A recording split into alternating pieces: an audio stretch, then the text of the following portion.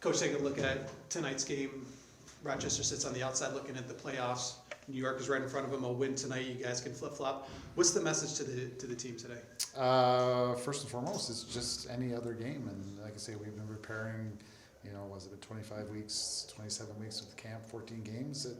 We're ready to play. So the last couple of weeks in the second half, the offense has really struggled. 2 goals 2 weeks ago, 3 goals last weekend. What have you talked to the offense about just finishing and having a strong last 30 minutes like they have the first 30? Exactly that. Like I say, we've had 6 games in a row where our first 30 has been bang on, and we're doing exactly what we want to do. And again, it's that we put it for a full 60 basically at the end of the day. It's going to be hard, and we just got to make sure we're working through it. If you look at the offense, certainly Connor's having another career year on top of a career year last year. Ryan's having a career year. How have those guys blossomed in this offense?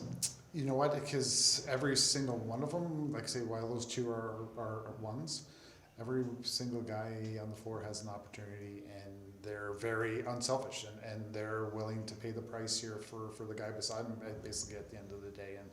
And that's been, like I say, they've been the benefactor of that, but they've also worked to create that and that atmosphere as a group, I think.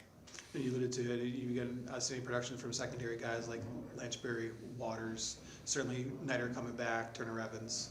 Yeah, no, 100%. And that's the thing, if you look at it, what we were last year is we didn't quite have that secondary scoring as we do this year. And again, when Austin was playing as well, like he had a career year this year and only played half the games for the most part, right? So Knighter back in. Turner's having a good year. He's, again, back in, getting his feet back under us. Lomas, when he was in there banging around, had a very good year. And Waters as well. He had a down year last year, and this is what we were expecting out of him. And, again, as a group, the opportunities are there for each of them. And, we just got to make sure tonight, in the second half especially, they make the most of their opportunities.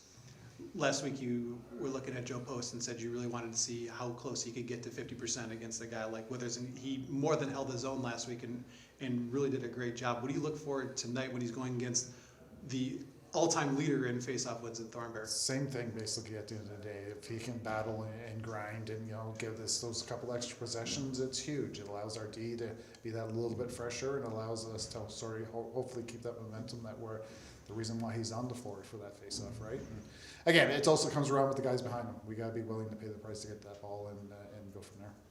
Well, you talked about the defense a little bit. What have you seen from them the last couple of weeks? And they seem like they've been a little more physical. Yeah, a little more physical, on the same page more so lately as well. Again, we've had 3 games with this group, I guess, same group for all year. So we're starting to get comfortable. They're starting to get familiar with the guy beside them again. And yeah, we last 4 games, we've been ramping up, not the results necessarily, but we've been ramping up and getting better. When you look at a team like New York, certainly you got to look at Jeff Teat. He's got to slow down. But when you look at their offense, what are some of the other things that the defense needs to do to be successful tonight against their offense? I'd not let down when Teeter has the ball, because again, on that right side, they move very well. They uppick, they're physical, and again, they're very methodical in what they're doing. And again, on that ball side, like 9 is a catalyst when Teeter has that ball.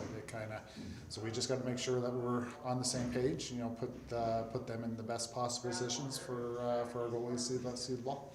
And the last question for me, so you take a look at a guy like Cam Dunkerley, who's a young guy, similar to when Ryan Hartley took the reins last year. What have you seen from Dunkerley this year? He plays with a lot of confidence. And again, their defense, sets up that allows him to get square and step to balls. And we got to make sure that, we're moving our feet first and foremost. We don't make it easy on their defense. And again, keep our feet moving and pick our spots and hit it.